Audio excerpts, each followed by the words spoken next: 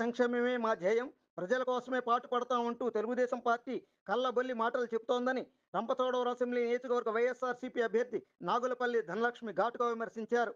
కాగా అల్లూరు సీతారామరాజు జిల్లా చింతూరు డివిజన్ ఎటపాక మండలంలో ఎన్నికల ప్రచారంలో పాల్గొన్న ఆమె టీడీపీపై ఆరోపణలు గుప్పించారు. నిజంగా ప్రజల కోసం పాటుపడేవారైతే పార్టీ పరంగా ఏమన్నా ఉంటే నేరుగా జగన్ని రాజకీయంగా ఢీకొనాలే తప్ప జగన్ నేతృత్వంలోని వైఎస్ఆర్సీపీ ప్రభుత్వం ప్రజల కోసం ఏర్పాటు చేసిన వాలంటీర్లను ఆపించి పింఛన్లు తీసుకునే పేదలు వృద్ధులను ఇబ్బంది పెట్టడం రాక్షస రాజకీయమే అవుతుందంటూ టీడీపీపై వైకాపా ఎమ్మెల్యే అభ్యర్థి దుమ్మెత్తిపోశారు. అలాగే అన్ని రంగాల్లో అన్ని వర్గాల వారి అభివృద్ధి కొనసాగాలంటే వైఎస్ఆర్సీపీ అభ్యర్థులనే గెలిపించాలని ఆమె ప్రజలకు విజ్ఞప్తి చేశారు. ఏదైనా వైద్యం చేయించుకుంటే పేదవాళ్ళు ఇంట్లో వస్తువులు అమ్ముకొని హాస్పిటల్ బిల్లు కట్టి బయటకు వచ్చే పరిస్థితి ఉండేది తప్ప ఆరోగ్యశ్రీ కార్డులో ₹1 ట్రీట్మెంట్ ఎప్పుడు ఏ గవర్నమెంట్ చేయించలేదు.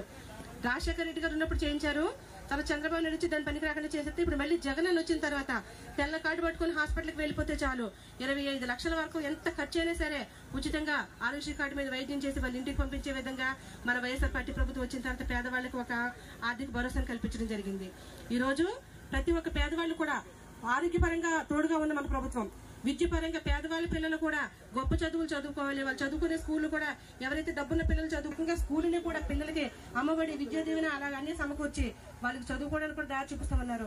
రేపు పొద్దున్న వైఎస్ఆర్ పార్టీని బాగుండడం కోసం, మన పిల్లలకి ఇటువంటి మంచి చదువులు రావడం కోసం, గ్రామాలు ఇంకా అభివృద్ధి చెందడం కోసం, ఇంకా చాలా మంది గిరిజన పోడు భూములకు పట్టాలు అందడం కోసం రేపు పొద్దున్న మళ్ళీ కూడా ఏ రోజైనా సరే కానీ పేదవాళ్ళు తెల్ల కార్డు పట్టుకొని హాస్పిటల్కి వెళ్ళిపోతే మనకు ఉచితంగా వైద్యం చేసేటటువంటి పరిస్థితులు ఉండడం కోసం ఖచ్చితంగా మనం జగనన్నను మళ్ళీ గెలిపించుకోవాల్సిన అవసరం ఏముంది. మీరందరూ మర్చిపోకుండా మా వచ్చే నెల 13వ తారీఖు ఎన్నికలు జరుగుతూ ఉన్నాయి.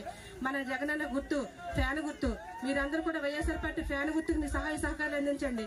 ఈ రోజు మీరు చూస్తా ఉన్నారు, నిజంగా మన వైఎస్ఆర్ పార్టీ ఉన్న 4.5 సంవత్సరాలు కాళ్ళ దగ్గరికి పరిపాలన ఎలా వచ్చింది. మొన్న ఒక నెల రోజులు అవుతుంది జగనన్న పదవి నుంచి దిగిపోయి, నెల రోజుల్లోనే కోర్టులోకి వేసేసి అప్పుడే వాలంటీర్లు విధులకు వెళ్లకుండా ఆపించేసి ఆ పెన్షన్లు తీసుకోవడానికి కూడా ముసలోళ్ళని వీధిలోకి తీసుకొచ్చేశారు. నడవలేని ముసలోళ్ళని, నడవలేని వికలాంగుల్ని తీసుకొచ్చేసి అప్పుడే వీధిలో పెడితే ఎండ దెబ్బకి ఎంతో మంది ప్రాణాలు కోల్పోయారు. వాళ్ళ రాక్షస పరిపాలన ఎలా ఉంటుందనడానికి, గతంలో వాళ్ళు ఏ రకంగా ప్రజలు హింసించారనడానికి వెంటనే చూపించేశారు. వాళ్ళు మళ్ళీ ఈ రోజు గ్రామాలకు వచ్చేసి ప్రజా సంక్షేమమే ధ్యేయం, ప్రజల కోసం మేము పాటు పడిపోతామని చెప్తా ఉన్నారు. నిజంగా ప్రజల కోసం అనేవాడు పార్టీల పరంగా ఏమైనా ఉంటే జగన్ రాజకీయంగా ఢీకొనాలి. అంతేగాని జగన్ గారు ప్రజల కోసం ఏర్పాటు చేసిన వాలంటీర్లు ఆపించేసి పేదవాళ్ళని పెన్షన్ తీసుకుని ముసలాళ్ళని ఇబ్బంది పెట్టారు వీళ్ళు. ఇకపోతే ఇప్పుడు వచ్చేసి జగన్ గారి కంటే కూడా ఎక్కువ పథకాలు ఇచ్చేస్తాం. జగన్ గారి కంటే 3 సార్లు ముఖ్యమంత్రి చేశాడు కదా, 14 సంవత్సరాలు. మరి అప్పుడు ఎందుకు ఇవ్వలేదు ఈ పథకాలన్నీ? అప్పుడే ఎందుకు చేయలేదు? ఆరోగ్యశ్రీలో వైద్యం ఫ్రీగా పేదవాళ్ళందరికీనా? అప్పుడెందుకు ఇవ్వలేదు? పేదవాళ్ళకి పెన్షన్ ఇంటికి తీసుకొచ్చి అప్పుడెందుకు డ్వాక్రా రుణమాఫీలు చేయలేదు? అప్పుడెందుకు చెయ్యూత లేదు? అప్పుడెందుకు రైతు భరోసా లేదు? అప్పుడెందుకు పోడు భూములు పట్టలేదు? 14 సంవత్సరాలు ముఖ్యమంత్రిగా చేసి చేయలేనివి ఇప్పుడు గెలిపించేస్తే చేసేస్తానంటున్నాడు. అలాంటి మనుషులు నమ్మాలమ్మా మనము? అలాంటి చంద్రబాబు నాయుడిని ఎన్నికలకు ముందు ప్రతిసారి కూడా 3 సార్లు ముఖ్యమంత్రి అయినప్పుడు కూడా ఇలాంటి వాగ్దానాలే చేశాడు. గెలిచిన తర్వాత ఒక్క హామీ కూడా నెరవేర్చలేదు.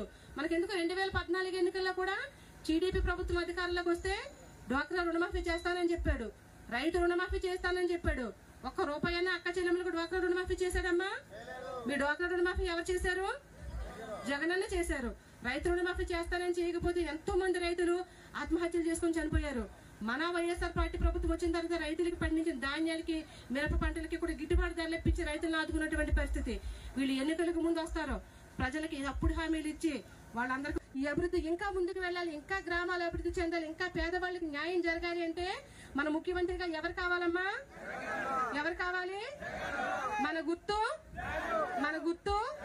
ఫ్యాన్ గుర్తుగా మన ఓటు, ఫ్యాన్ గుర్తుగా మన ఓటు. 2 ఓట్లు ఉంటాయమ్మా, ఒకటి ఎంపీ ఓటు, ఒకటి ఎమ్మెల్యే ఓటు. 2 ఓట్లు కూడా ఫ్యాన్ గుర్తు మీద వేసి జగన్ మరొకసారి ముఖ్యమంత్రిని చేసుకుంటే ఈ 5 సంవత్సరాలు ఎలాగైతే పేదవాళ్ళ కాళ్ళ దగ్గరికే పరిపాలన తీసుకొచ్చున్నామో అలాగే మరొక 5 సంవత్సరాలు మీ కాళ్ళ దగ్గరికి పరిపాలన తీసుకొచ్చి న్యూస్ ఛానల్ అందరూ చూడండి, ఆనందించండి, లైక్ చేయండి, షేర్ చేయండి, సబ్స్క్రైబ్ చేయడం మర్చిపోకండి.